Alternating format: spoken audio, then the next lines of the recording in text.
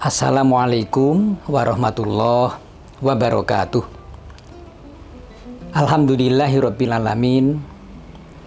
Assalatu wassalamu ala asrofil mursalin Sayyidina wa maulana Muhammadin wa ala alihi wa ashabihi ajmain. Para pemirsa,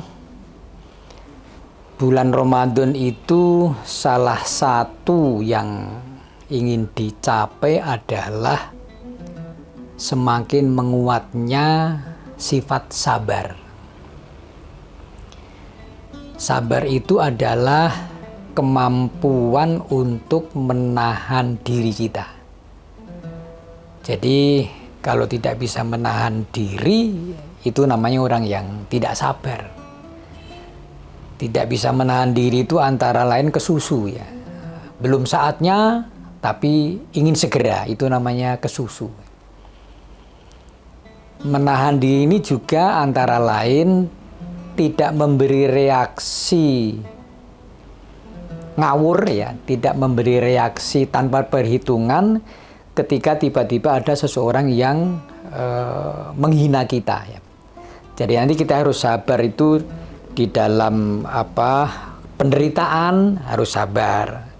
Di dalam kita berbuat kebaikan, sabar. Dan juga lebih dari itu adalah ketika mendapatkan musibah. Pasti Anda juga pernah merasakan bagaimana sakitnya dihina orang.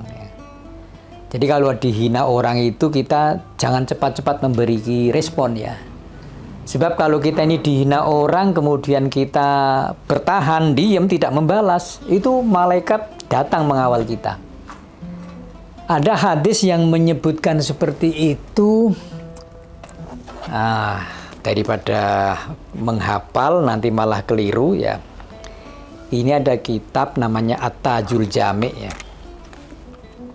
Di sini dijelaskan bahwa suatu saat pernah Abu Bakar ini kedatangan seorang laki-laki. Ana rajulan kana yasubu Abu Bakrin. Ada seorang laki-laki yang menghina Abu Bakar. Pas Abu Bakar dihina, itu Rasulullah sedang ada di situ dengan para sahabat yang lainnya. Abu Bakar bertahan diam, tidak melawan. Dihina lagi, tetap bertahan. Nanti namanya juga manusia ya. Summa adzahu salisata. Lalu laki-laki itu menghina yang ketiga kalinya. Sudah dihina sampai 3 kali, akhirnya ya berkitik. Apa berkitik itu? Dongkolnya itu ada. Fantasoro minhu Abu Bakrin. Lalu Abu Bakar itu yang semula bisa bertahan dari hinaan, membalas ya. Apa yang terjadi? Begitu dibalas, maka Rasulullah yang sedang mendampingi Abu Bakar itu beliau pergi ya. Abu Bakar penasaran. Awajata alayya ya Rasulullah ya. Wahai Rasul, hal ghadabta alayya, apakah engkau marah kepada aku sehingga engkau pergi? Rasulullah itu memberikan penjelasan begini. Nazala malakun minas samai yukadzibu bima qala laka. Tadi malaikat datang itu tidak percaya dengan omongan orang yang menghinamu wahai Abu Bakar. Tapi begitu engkau membalas hinaan, waqa'a syaitonu, maka datanglah setan. Karena setan ada di sini, falam akun li ajlisa idza waqa'a syaitonu, aku tidak mungkin duduk bersama setan. Maka kemudian Rasulullah pun pergi ya. Jadi ini artinya apa? Kalau suatu saat kita ini dihina orang, maka sudah bertahan ya. Gak usah memberikan respon. Orang Jawa bilang becik ketitik olo ketoro. Nanti yang memang benar akan muncul, yang memang salah ya sejarah akan mencatat itu ya.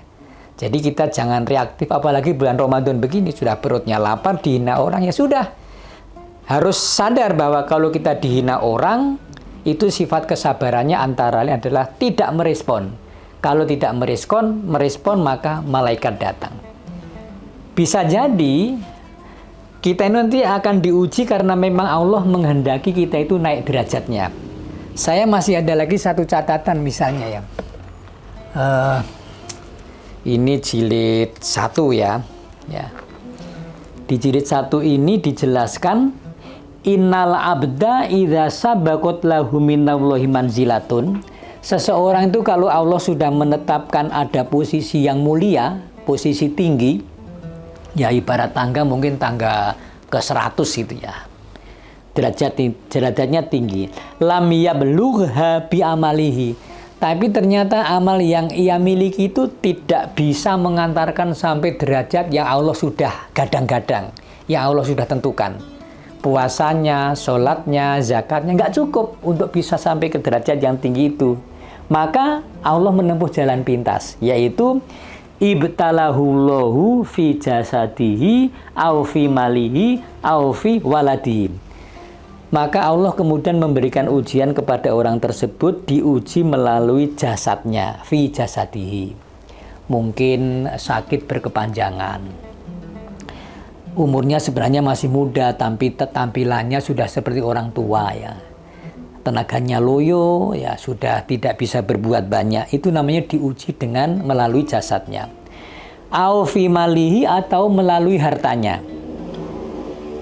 Harta dicari susah payah, tahu-tahu kebakaran, ya misalnya diambil maling misalnya. Au fi waladihi, atau orang itu ingin derajatnya sampai tinggi, amalnya nggak cukup, diuji fi waladihi, melalui anaknya. Bapaknya tokoh tapi anaknya keluar masuk penjara itu ya, berbuat onar. Kan banyak gitu, bapaknya tokoh tapi anaknya malah perilakunya memalukan ya. Nabi Nuh kurang apa ya Nabi Nuh?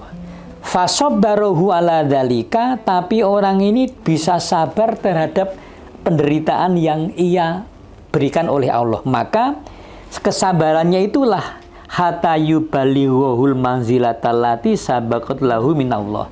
Maka dia karena bisa berlaku sabar, sampailah kepada posisi tinggi yang Allah telah janjikan. Jadi pemirsa sekalian, kesabaran ini menjadi penting. Bisa jadi memang ujian itu dihamparkan kepada kita, sifat sabar kita ini kita kuatkan, itulah yang akan mengantarkan kita sampai posisi yang mulia.